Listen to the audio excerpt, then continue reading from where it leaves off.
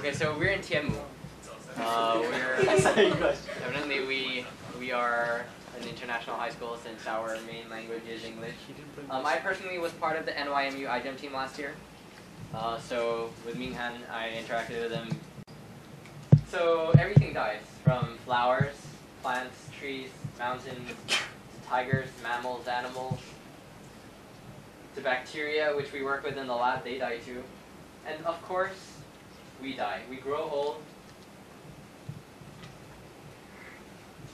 and ultimately, we perish, right?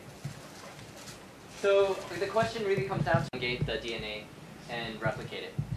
So at every time the cell replicates, a mammal cell, any cell with chromosomes replicates, the ends of the DNA get shorter and shorter progressively. So ultimately, what is the body's defense mechanism against this problem? And that's telomeres. Telomeres are repeating sequences of CCCTAGG, and they prevent the cell from losing DNA, which is important for the cell to function. So they're really just useless pieces of code that progressively get shorter and shorter every time the cell replicates. Generally, mammals, we modeling as I'm not sure if you guys know it, but we can't run every single scenario in the experiment. It will cost too much money, and it'll also take up too much time. So instead, we try to use modeling to simulate what will happen instead of trying out every single possibility. So as stated, our project is the aim of our project is to regulate telomere length, and that really depends on CMake and H-turn. Now, to relate the rates, So iGEM should not only be about experimenting in the lab, but also in promoting your project to the society and related to current societal issues. So throughout this year actually, we have been hosting a variety of events targeting mainly of people of all ages.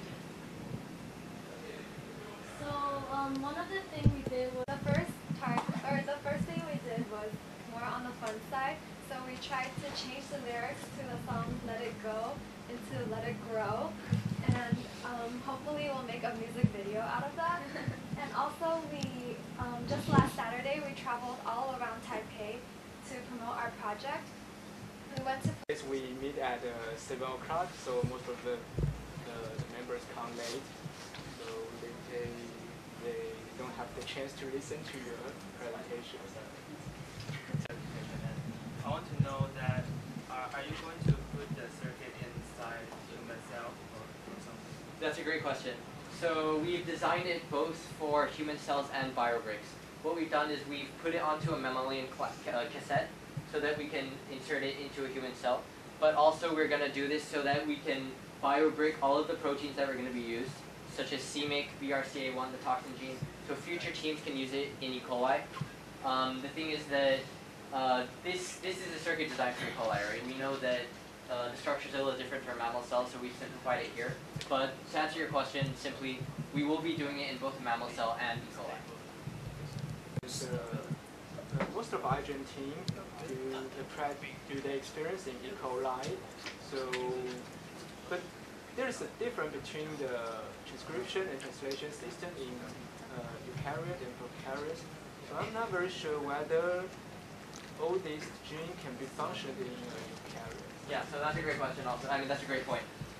So the oscillator mechanism would have to be changed to one that fits the mammal transcription translation system. CMake is already endogenous to many eukaryotes, so that will be fine. And BRCA1 and the toxin gene we will also take from mammal cells. So all that really has to be changed is the oscillator to make it a mammal cell. But of course, we don't have the tools available to assemble this, or the time for that matter, inside a mammal cell. So we've used an E. coli model of an oscillator to prove our point first. And also,